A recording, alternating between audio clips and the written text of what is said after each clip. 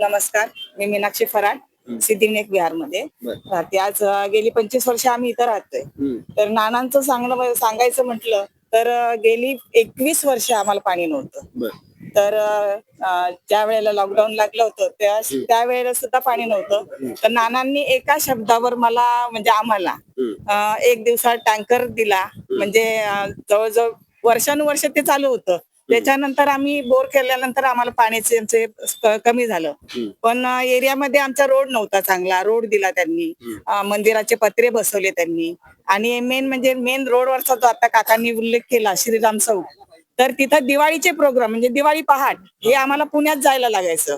तर आता ते दिवाळी पहाट आमच्या जवळच आली, त्याच्यामुळे खूप आनंद आहे. आणि नानांचं कसं, मूर्ती जरी लहान असली तरी कीर्ती खूप, जसे एकनाथ शिंदे बोलतात साहेब, तसं मूर्ती त्यांची लहान आहे पण कीर्ती खूप मोठी आहे. तर आमची सोसायटी सतत त्यांच्या पाठीमागे असेल. कारण नानांना कधीही रात्री अपरात्री किंवा कधीही फोन केला आम्ही किंवा लेडीजनी जेंट्सनी असं हे नाहीये, पण नाना सतत धावून आले. आज नाही पण उद्या केलंच आहे त्यांनी. म्हणजे सतत ते आमच्या पाठीमागे आहे. खरं तर या मतदार जनतेच्या भावना आहेत या, एक समाजसेवक असो वा नगरसेवक तो कशा पद्धतीने असावा हे या जनतेला वाटतं की आपला हक्काचा माणूस असावा आणि तो माणूस म्हणजे आपल्या हक्काला धावून येणारा माणूस असावा. एकंदरीत या ठिकाणी मी ज्या सोसायटीमध्ये आहे हो, योगायोग पहा, सर्वजण नाना भानगरे यांच्याविषयीच बोलतात. खरं तर इतर कोणाविषयी कोणी बोलला असं मला अपेक्षा होती, परंतु एकमेव पूर्ण सोसायटीच एका व्यक्ती पाठीमागे कशी येऊ शकते बरं सगळी?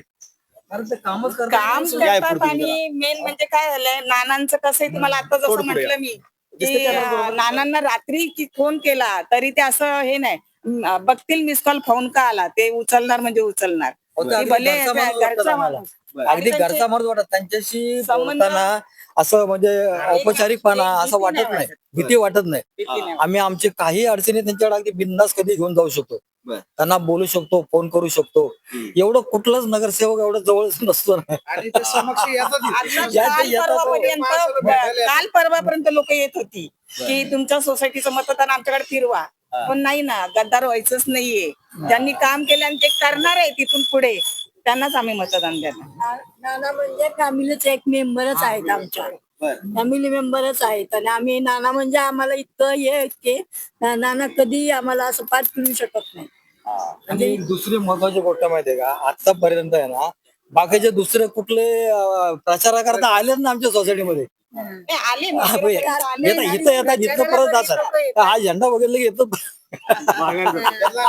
खरं तर गेट वरती जो शिवसेनेचा झेंडा लावलेला आहे.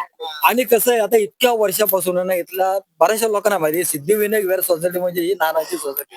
आणि नाना म्हटले, नाना 15 वर्षापूर्वी म्हटलेले सिद्धिविनायक विहारी माझे माहेर घर आहे. एखाद्या नेत्यावरती जनतेचं हे अफाट विश्वास आहे आणि नेत्यावरती एखादी श्रद्धा जशी असते, जशी देवावरती श्रद्धा झालेली आहे, तशी या सिद्धिविनायकच्या सोसायटीमधील नागरिकांची, रहिवाशांची हे केवळ नाना भानगिरे यांच्यावरती श्रद्धा आहे. एकंदरीत या ठिकाणी म्हणजे संपूर्ण सोसायटी वन वे नानाच्याच बाजूने आहे असं सध्याचं वातावरण दिसतंय. 100% नानाच्या बाजूने सोसायटी राहणार आहे, यापुढे सुद्धा राहणार आहे. आणि सोसायटीचा आसपासचा परिसर कसा राहील? आसपासच्या परिसराला पण नानाने खूप काम केलेले आहे. परिसर सुद्धा नानाचाच आहे. इथल्या जे सगळ्या प्रभागामधले इथले जवळपासचे सगळे लोक आहेत, सगळे नानाच्या पाठीमागे आहेत. या चौकामध्ये किती कार्यक्रम होतात, सगळे कार्यक्रम नाना इथं आयोजित करतात. त्या निमित्ताने सगळे लोक एकत्र येतात, सगळेजण एन्जॉय करतात. सगळ्या गोष्टीला सिटी शहरामध्ये जायला लागायचं, हे नाटक आहे ते कार्यक्रम आहे असं. पण आता इथल्या इथं आम्हाला उपभोग घेता येतो त्या गोष्टींचा. दिवाळी पहाट आम्हाला पुण्यात बालगंधर्व याला जायला लागायचं. पण आता आम्ही अक्षरशः तयारी पहाटे 4 वाजल्यापासून करतो की आपल्याला कार्यक्रमाला जायचंय. आता इतर दिवस 3 दिवस आहे. आता नानांना आम्ही मागणी केली की 5 दिवस ठेवा म्हणून, तर ते त्यांनी मान्य केलेलं आहे. पाठीमागे कचऱ्याची ढीग होती, नानांनी त्याच्यासाठी सार्वजनिक बगीचा केली. म्हणजे म्हाताऱ्या माणसांना चालायला, मुलांना खेळण्यासाठी नाना पदावर नसताना सुद्धा हे सगळं काम केलं. त्यामुळे माणूस म्हणून येऊन येऊन येणार कोण, नानाशिवाय आहेच कोण, असं आमचं ते.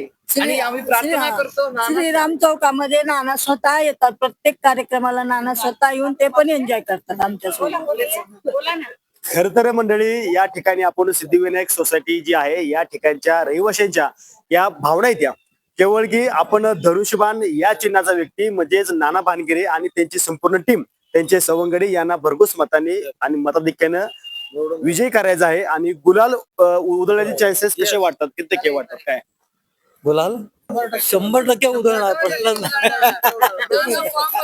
आणि या ठिकाणी सिद्धिविनायक सोसायटी मधली जनता ही आता गुलाला उधळण्यासाठी सज्ज झालेली आहे.